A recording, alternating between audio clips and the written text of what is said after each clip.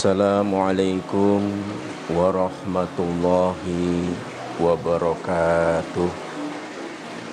Bismillah, walhamdulillah, wassalatu wassalamu ala rasulillah wa ala alihi wa sahbihi wa mawalah, amma ba'du. Dikutip dari kitab Al-Mau'izatul Hasanah, ada kisah hikayah yang substansi isinya menginspirasi kita agar kita memiliki sifat tawadhu di dalam kehidupan ini. Yang pertama dikisahkan, diumumkan kepada bukit dan gunung bahwa Allah bakal menempatkan kapal Nabi Nuh alaihi salam beserta umatnya yang beriman di salah satu punggung bukit dan gunung.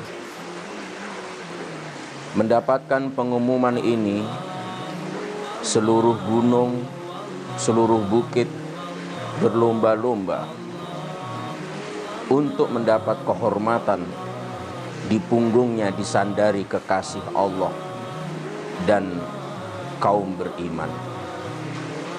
Gunung yang tertinggi dengan congkaknya berkata, pastilah nanti Nabi Nuh bersandar dan menyangkut di punggung saya, karena sayalah yang tertinggi. Lalu gunung yang terbesar, dia juga mengatakan, pasti saya tidak tinggi tapi sayalah yang terbesar. Ada satu bukit kecil yang rendah hati, dia tidak berharap banyak. Mana mungkin kekasih Allah, Nabi Nuh alaihi salam dan umatnya bersandar di punggung saya. Saya tidak tinggi dan saya tidak besar. Justru karena ketawaduannya itu, karena kerendah hatiannya itulah, maka dia yang dipilih oleh Allah subhanahu wa ta'ala untuk ditempati kapal Nabi Nuh alaihi salam berlabuh. Dan bukit itu diabadikan dalam Quran surah Al-Hud ayat 44. Wastawat alal judi, dan bahtera Nabi Nuh pun berlabuh di atas bukit Al-Judi.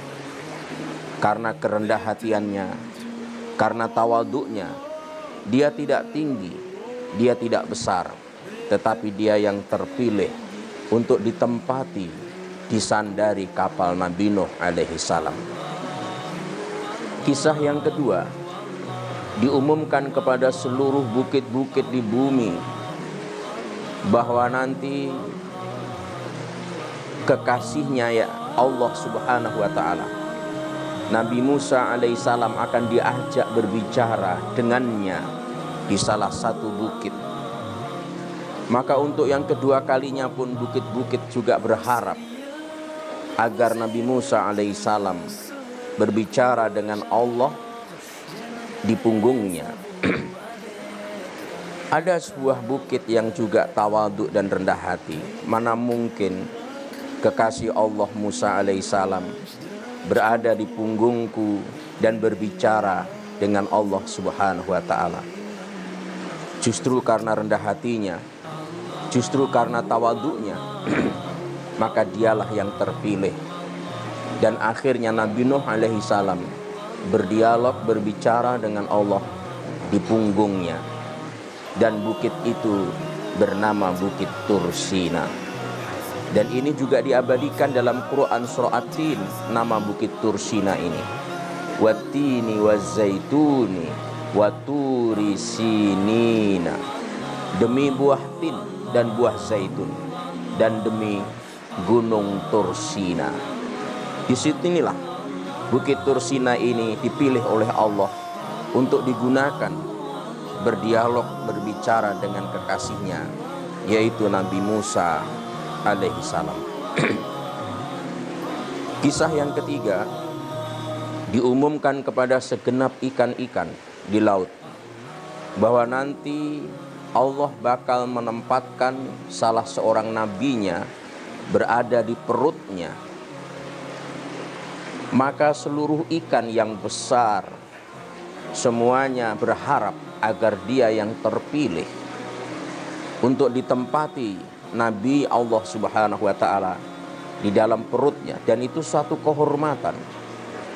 Akhirnya Allah memilih seekor ikan paus, ikan nun, dan Nabi yang ditempatkan di perutnya adalah Nabi Yunus alaihi salam. Sehingga Nabi Yunus ini juga mendapatkan gelar Zunnun, Nabi yang pernah berada di dalam perut ikan, yang doanya sangat monumental diabadikan dalam Al-Quran, yang bagi kita umat Muhammad dianjurkan membacanya ketika kita dikepung dengan berbagai macam kesulitan. Di dalam Quran Suratul Anbiya ayat 87, doa itu diabadikan, bunyinya adalah La ilaha illa anta subhanaka inni kuntu minadh dhalimin. Tidak ada Tuhan selain Engkau, Maha suci Engkau, sesungguhnya aku termasuk orang-orang yang zalim. Doa wirid zikir ini dianjurkan oleh baginda Rasul Muhammad SAW agar kita juga merutinkan mewiridkannya. Inilah kisah yang keempat, diumumkan kepada segenap burung bahwa nanti pada tubuhnya akan ditempati obat yang sangat bermanfaat bagi manusia. Maka semua burung menyombongkan diri. Yang suaranya paling merdu, dia menganggap dirinya paling hebat. Burung yang paling indah menganggap dirinya juga yang paling hebat. Burung yang besar, dia juga menyombongkan dirinya. Ada seekor bangsa burung yang sebenarnya tubuhnya tidak menarik, suaranya tidak menarik, bentuknya tidak indah, tapi karena dia tawadhu, akhirnya obat yang bermanfaat bagi manusia itu ditempatkan pada tubuhnya. Binatang tersebut tak lain dan tak bukan adalah lebah, dan obat yang bermanfaat bagi manusia tak lain dan tak bukan adalah madu. Dan lebah ini juga diabadikan menjadi salah satu nama dalam Al-Quran, yaitu Al-Quran Surah An-Nahl. Betapa rendah hati dan tawadhu itu menjadikan ia diangkat derajatnya oleh Allah Subhanahu wa Ta'ala. Nabi-nabi yang mendapatkan gelar Rasul dan yang sudah mendapatkan gelar Rasul, mendapatkan gelar Ulul Azmi ada 5. Nabi Nuh, Nabi Musa, Nabi Nuh, Nabi Ibrahim, Nabi Musa, Nabi Isa, Nabi Muhammad.